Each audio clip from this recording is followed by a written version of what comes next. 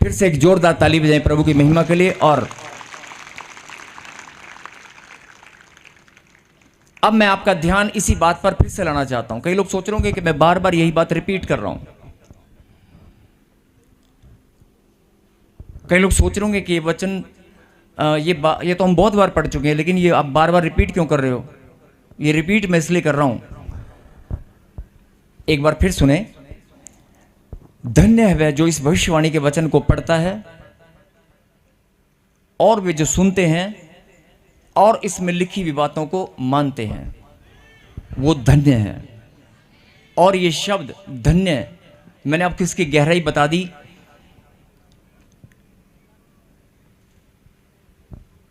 इसकी गहराई मैंने आपको बता दी कि वो धन्य शब्द परमेश्वर ने यहां पर लिखा है अपने प्रकाशन के द्वारा।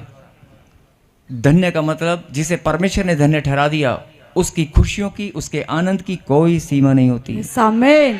किसी और के पास खुशियां हो या ना हो, तेरे पास दुनिया की सबसे ज्यादा खुशियां होंगी। आमीन। किसी और के पास आनंद, लेकिन तेरे पास दुनिया का सबसे बड़ा आनंद होगा। बोला आमीन। आमीन। जो तू बहुत साल से ढूंढ रहा है, बहुत साल से खोज रहा है, परमेश्वर का आत्मा मुझे बोल रहा है, सुन ले मेरी बेटी, सुन ले मेरे बेटे, तुझे आज अभी यहीं बैठे बैठे मैं देने वाला हूं। बोला आमीन। आमीन।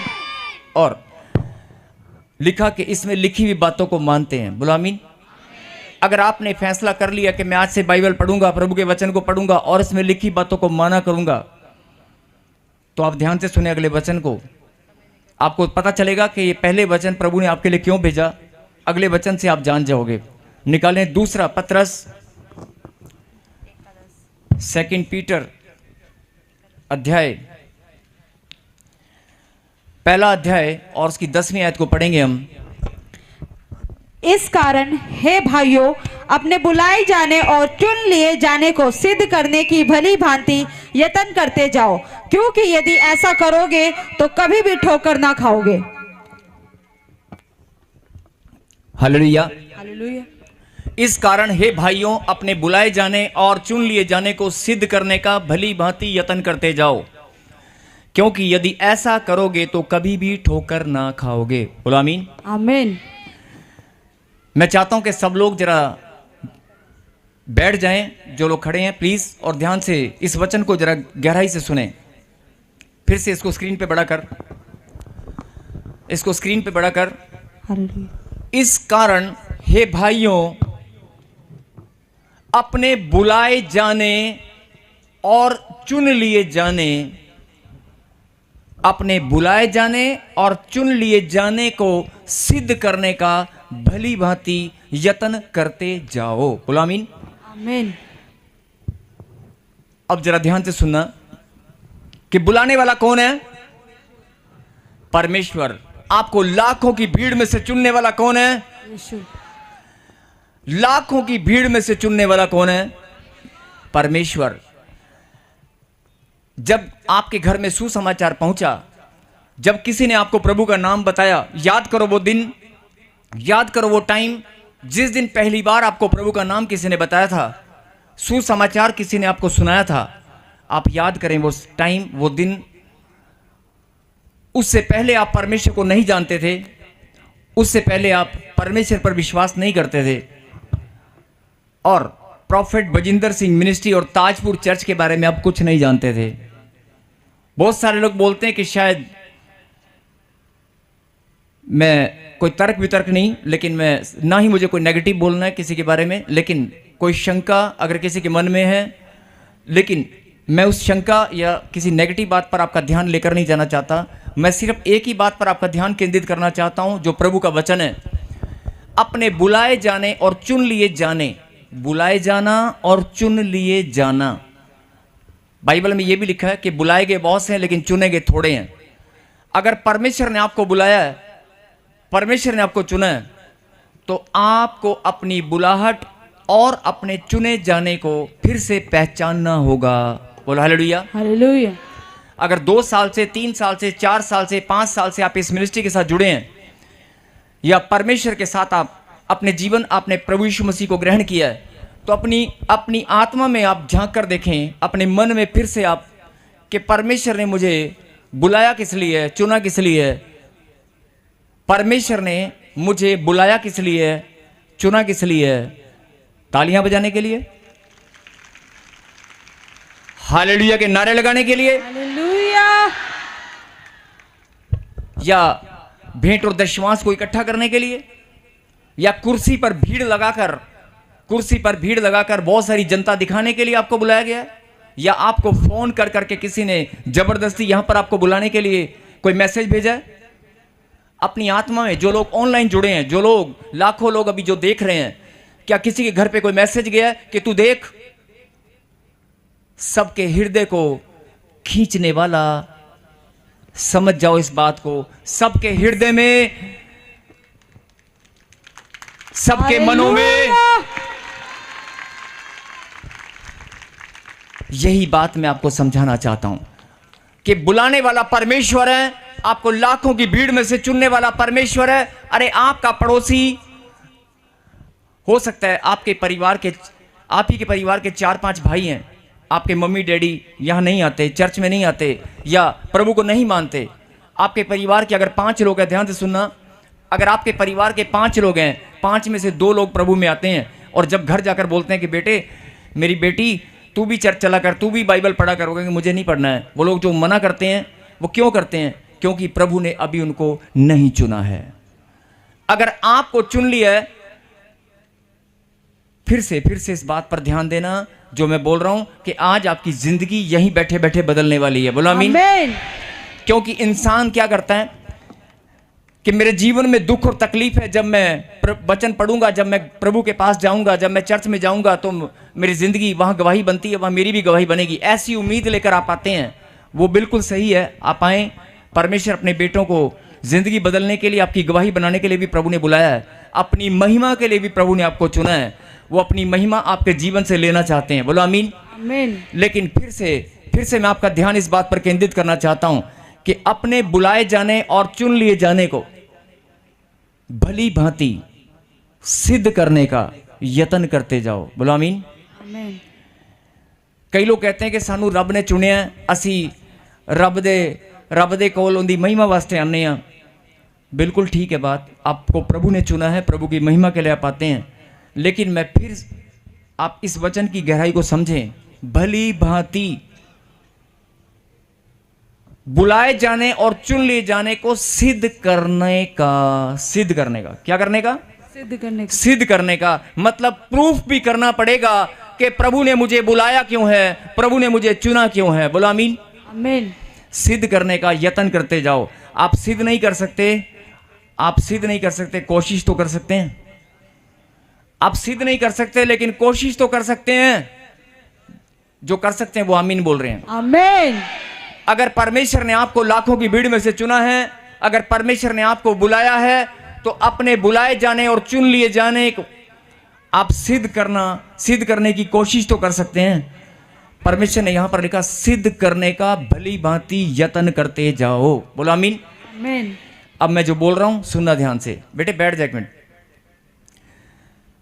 सिद्ध करने का यत्न करते जाओ। बहुत सारे लोग कहते हैं कि मैं बुलाया गया प्रभु की ओर से हूं, चुना गया प्रभु की ओर से हूं, लेकिन मेरे जीवन में रुकावट है, समस्या है, जो नेगेटिविटी आपके अंदर घूमती है, जो शंका, अभी मैं थोड़ी देर पहले बोल रहा था कि बहुत सारे विचार आपके दिलो दिमाग में, आपके जहन में सुबह शाम दौड़ते हैं कि मेरा काम कब बनेगा, मेरी ब्लेसिंग कब खुलेगी, मेरा वीज़ा कब लगेगा। मैं तो सच्चे मन से प्रभु के घर में आता हूं, लेकिन मेरे बच्चों का काम कब बनेगा, या मेरा दर्द पीड़ा, मेरी गांठ गिल्टियां, पथरियां, रसोलियां कब जाएंगी। जो भी आपके मन में सवाल है, जो भी शंका है, मैं बोल रहा हूं कि आप इस बात की गहराई को समझें कि मैं आपको नहीं जानता, आप मुझे नहीं जानते, या आप इस चर्च को नहीं जानते थे, या आप प्रभु यीशु मसीह को पहले नहीं जानते थे, आप प्रभु के वचन को नहीं जानते थे, लेकिन परमेश्वर ने आपके जीवन में योजना रखी और अपनी योजना के अनुसार उसने सुसमाचार को आपके जीवन में भेजा। उसने अपने वचन को आपके जीवन में भेज दिया, और जिस दिन आपने प्रभु के वचन को सुना, उसी दिन आपके ऊपर प्रभु का अनुग्रह हुआ, और अनुग्रह के द्वारा आप चुने गए, आपके अंदर विश्वास आया और आप प्रभु की ओर बढ़ने लगे, परमेश्वर के मार्ग में आप दौड़ने लगे। बोला आमीन। आमीन। यही बात आपको समझनी है कि अगर परमेश्वर ने आपको बुलाया नहीं होता तो 2 महीने, 3 महीने, 4 महीने के बाद हो सकता है आप घूम कर चले जाते हैं। बहुत सारे लोग आते हैं और चले जाते हैं, लेकिन आपने इस बात को समझा होगा कि जब से मैंने प्रभु के वचन को सुना, तब से मेरे जीवन में स्थिरता है। मैंने फैसला किया कि मैं परमेश्वर के वचन को पढ़ूंगा, मैं इसमें लिखी बातों को मानूंगा। प्रकाशित वाक्य 1:3 आपके जीवन में काम करना शुरू उसी दिन कर दिया। जो मैं अभी थोड़ी देर पहले वचन बता रहा था कि अगर आप परमेश्वर के द्वारा बुलाए गए हैं, चुने गए हैं, तो आपकी ब्लेसिंग को कोई नहीं रोक सकता, कोई दुनिया की ताकत। अभी आप देखना गवाहियों की कैसे लाइन लगती है, अभी आप देखना, अभी देखना आप कैसे मुस्कुराकर नाचने लगोगे। अभी देखना जिनको दर्द है, पीड़ा है, डॉक्टर ने जवाब दे दिया होगा, लेकिन प्रभु का कलाम यही बात मैं समझाना चाहता हूं। अपनी बुलाहट पर ध्यान दे, अपने चुने जाने पर ध्यान दे। अभी आपने गवाही सुना कि 15-20 साल से कोई बच्ची थी जो बोल रही थी कि मुझे बच्चा नहीं है, लेकिन जैसे ही, ध्यान से सुनना, अभी एक उदाहरण दे रहा हूं कि एक बहन बोल रही थी कि 20 साल से मुझे बच्चा नहीं है या 15 साल से बेबी नहीं है, लेकिन वो गवाही बोल रही है कि मैं 5 महीने की प्रेग्नेंट हूं। और आपने अभी बहुत सारे लोगों की गवाहियां सुने होंगे कि कोई 10 साल से, 15 साल से, 20 साल से कोई ब्लेसिंग रुकी भी थी, लेकिन जैसे ही ताजपुर चर्च, जैसे ही प्रॉफिट बजिंदर सिंह मिनिस्ट्री में ऑनलाइन या चर्च में आकर आपने प्रार्थना की, आपके जीवन में आश्चर्यक्रम हुआ। क्या ये आश्चर्यक्रम 15 साल पहले, 15 साल प्रभु ने आपके जीवन में खाली क्यों रखे? सुनना ध्यान से। 15 साल अगर किसी की बहन में ब्लेसिंग नहीं थी, वो 15 साल बाद चर्च में आने से कैसे आशीष मिली?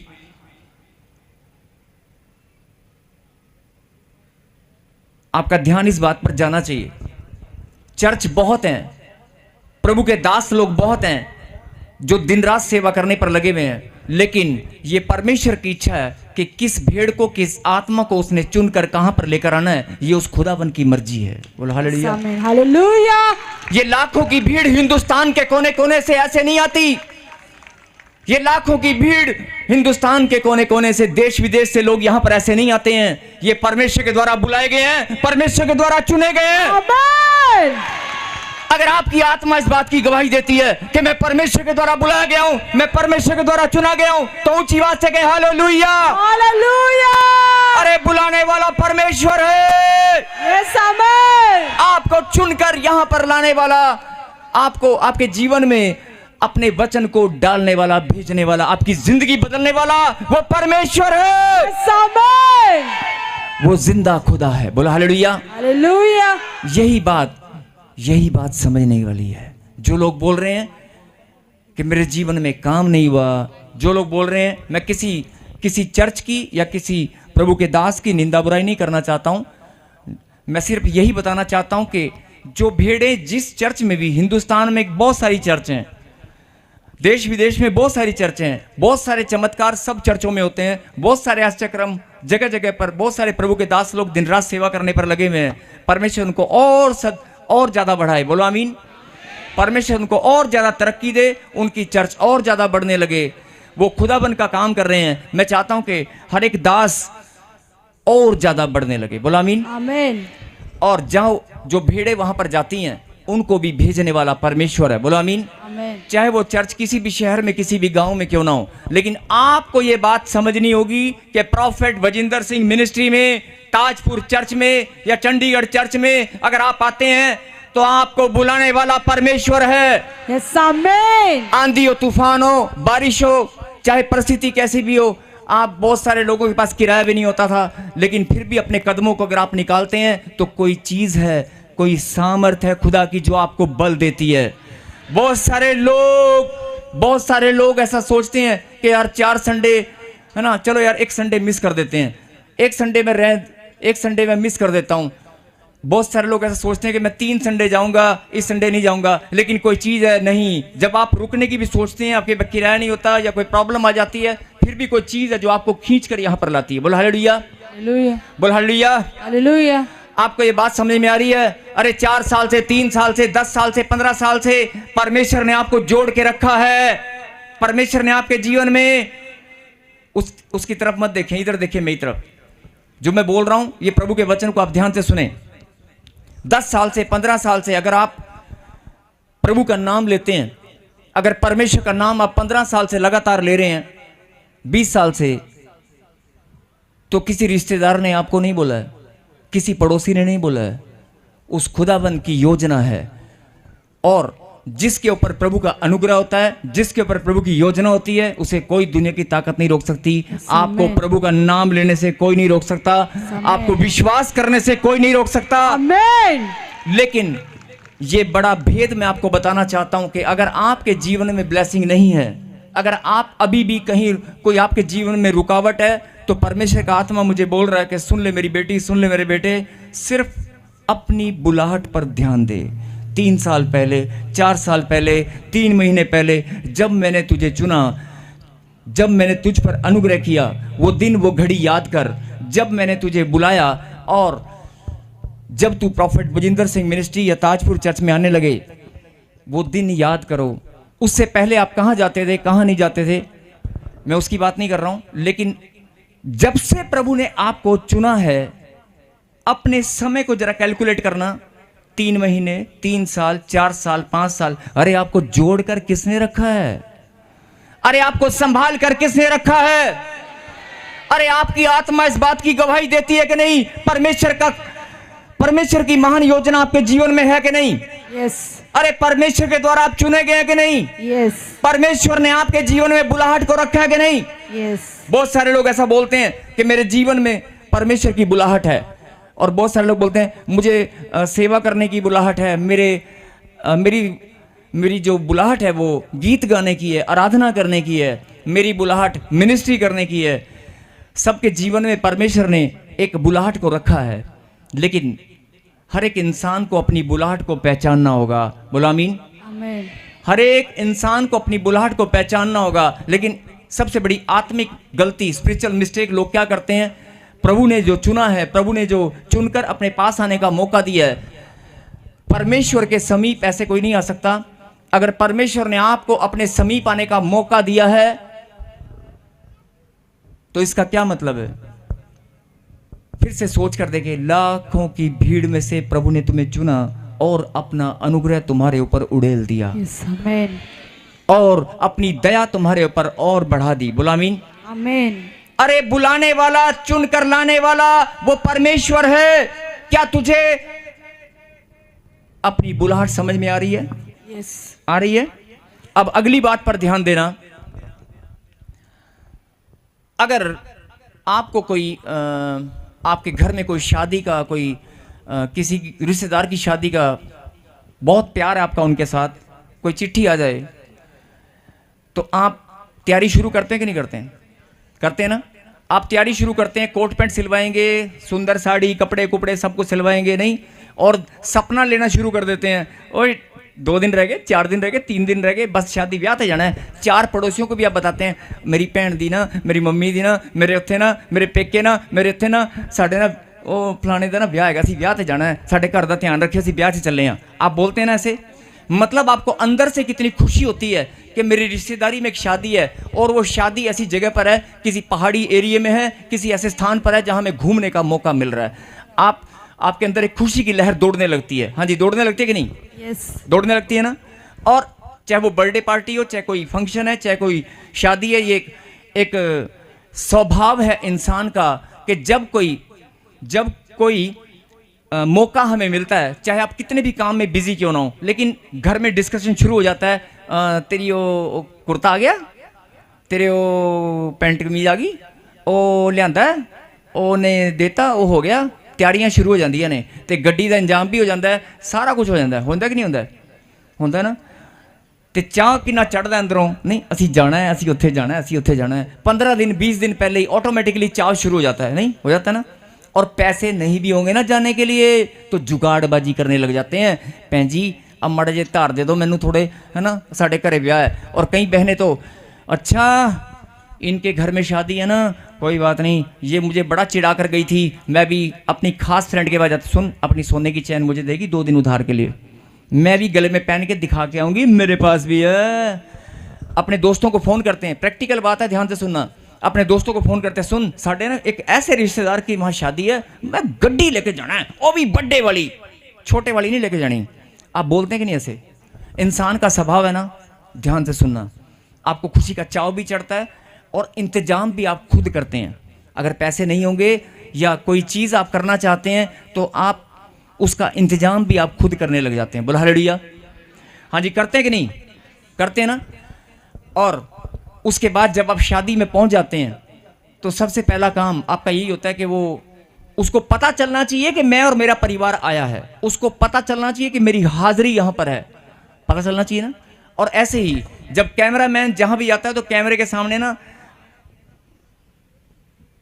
आते हैं ना, माड़ा जा कैमरे वाला ना इधर नहीं गया, होता ना ऐसे, होता ना ऐसे। और जब स्टेज पे जाते हैं या जब डांस कर रहे होते हैं तो आपका ध्यान कैमरे की ओर होता है कि अगर उसको पता चले, लेकिन ये पता चलना चाहिए, एल्बम में फोटो आनी चाहिए कि मैं और मेरा परिवार इतनी दूर से शादी में जरूर आए, हाजिरी लगाने, है ना। क्यों? क्योंकि उसने आपको न्योता भेजा था, इनविटेशन दिया था। अरे एक इंसान के इनविटेशन से आपको इतनी खुशी होती है, एक इंसान के इनविटेशन से आपको इतना सारा इंतजाम करने के लिए आप तैयारियां शुरू कर देते हैं। और यहां पर तो इनविटेशन आपको परम ईश्वर ने दिया है। आमीन। यहां पर इनविटेशन उस खुदा ने स्वर्ग से भेजा है। हर किसी को नहीं बुलाता, वो हर किसी को नहीं बुलाता, तुझे बुलाया है। अपनी बुलाहट को पहचान ले। अभी इसको दूसरे एग्जांपल से मैं समझा रहा हूं, उसके बाद हम प्रार्थना करेंगे। रिश्तेदारों की बात छोड़ दो, अगर अचानक से मुख्यमंत्री या कोई बड़ा अधिकारी, बड़ा ही बहुत बड़ा अधिकारी हो और वो हल्की सी जान पहचान आपके साथ हो और वो आपको इनविटेशन भेज दे तो आप कितने लोगों को बताओगे, ओए सुन, पता है तेरे को, पता है मैं वो मेरे को वहां जाना, मैं मेरे को पता है, इतने बड़े बंदे ने बुलाया, इतने बड़े बंदे ने, बोलते हैं ना ऐसा।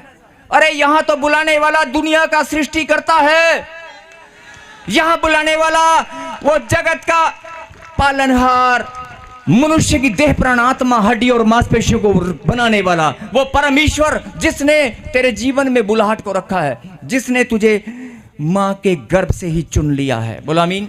आमीन। अगर तुझे अपनी बुलाहट समझ में आ रही है, अगर तुझे अपना चुना जाना समझ में आ रहा है और नहीं आ रहा है तो एक और बात सुन, 3 हफ्ते फैसला करना, 4 हफ्ते कि मैं चर्च नहीं जाऊंगी। मैं चैलेंज करता हूं आपको इस बात के लिए, मतलब चैलेंज मैं कौन हूं करने वाला, मतलब वैसे बोल रहा हूं कि आप कर देखना कि आप 3-4 हफ्ते फैसला करके देखना, मैं घर बैठूंगा, मैं नहीं जाऊंगा, या मैं कहीं और, मतलब है ना। अगर आपके जीवन में बुलाहट ताजपुर चर्च में प्रॉफेट बजिंदर सिंह मिनिस्ट्री में प्रभु की योजना का हिस्सा है तो आप 1 हफ्ता तो बहुत दूर की बात है, 1 मिनट भी रुक नहीं पाओगे, 1 मिनट भी रुक नहीं पाओगे। अपने आप कदम दौड़ने लगेंगे, अपने आप कदम दौड़ने लगेंगे। अरे मुझे जाना है, मुझे बुलाने वाला परमेश्वर है, मुझे बुलाने वाला सृष्टि का मालिक है। बोलो आमीन। आमीन। मुझे बुलाने वाला कोई इंसान नहीं है, कोई नेता नहीं है, कोई अधिकारी नहीं है। अरे मुझे बुलाने वाला मेरा परमेश्वर है। बोलो आमीन। आमीन। मुझे नाज है इस बात पर, आपका सीना चौड़ा हो जाएगा। मुझे नाज है इस बात पर कि मुझे बुलाने वाला मेरा परमेश्वर है, जिसको लोग ढूंढने के लिए, खोजने के लिए तपस्या करते हैं, जिसको लोग ढूंढने के लिए भटकते हैं कि परमेश्वर है कहाँ। लेकिन परमेश्वर कहता है कि सुन ले मेरी बेटी, सुन ले मेरे बेटे, तुझे मैंने चुना है, तू मेरी महिमा करने के लिए चुनी गई है। जब तू यहाँ पर आएगी, जब तू यहाँ पर आएगा, मैं तेरे जीवन से अपनी महिमा लूंगा और तेरी गवाही बनाकर पूरे जगत में, खाली तेरे जीवन से नहीं, पूरे जगत में मैं महिमा लेने वाला हूँ। बोला आमीन। सबको जय मसीह की। मैं जतिन बब्बर और आप देख रहे हैं मसीह परिवार चैनल। जैसे कि आप सब जानते हैं कि मैं इस चैनल पे प्रभु के अलग अलग दासों की वीडियोस डालता हूं, तो अगर आपको हमारा चैनल अच्छा लगता है तो आप इस चैनल को ज़्यादा से ज़्यादा सब्सक्राइब जरूर करें, ताकि आप प्रभु के वचन को सुन सके। वीडियोस को ज़्यादा से ज़्यादा शेयर करें ताकि जिन लोगों तक वचन नहीं पहुंचा है उन तक भी वचन पहुंच सके। सबको जय मसीह की। एक बार मैं आपसे दोबारा कहूँगा कि इस चैनल को सब्सक्राइब जरूर करें और वीडियोस को ज़्यादा से ज़्यादा शेयर करें। जय मसीह की।